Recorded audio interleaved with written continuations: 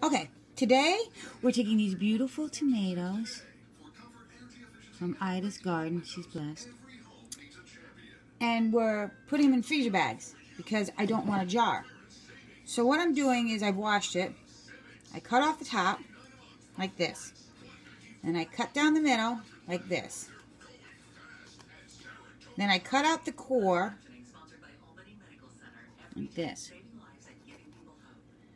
And I put it in this bowl full of seeds, and I'm taking the seeds out. And then I cut it into pieces, you know, chunk-sized pieces. I make sure all the seeds are out of it. Same with this one. Just clean out the seeds. So you have pieces like this. And then these pieces, I kind of cut them up smaller because, you know, I want the bag to be flat.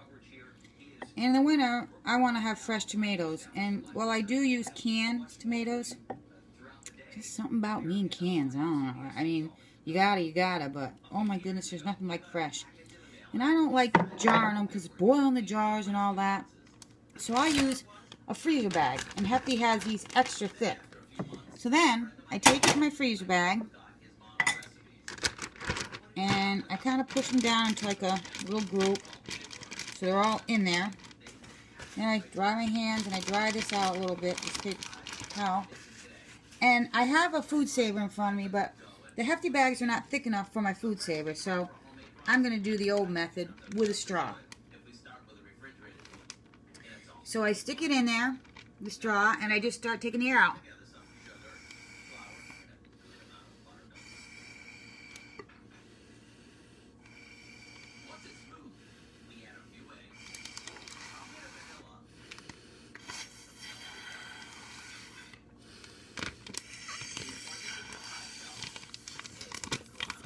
Okay, then it looks like that.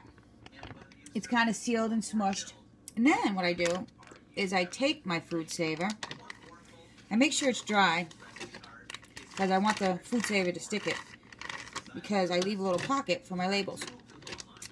So, because the food saver will burn right through it, I don't do it as long. I just do it, put it in here, and I just hold it for like, to the count of like 2. 1, 2. Because if you keep it too long, you can hear it sizzle. Oh, wait. It's not plugged in. No wonder this is the second shooting and I didn't do it the first time. Okay. Plug it in and 1, 2. It's sealed.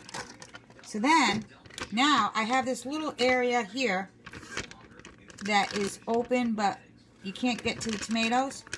And I clean it out. And then what I do is I take a little label in here and I write down plum tomatoes, packed and sealed. I don't have paper right now. The date, and then I store them in the freezer like this.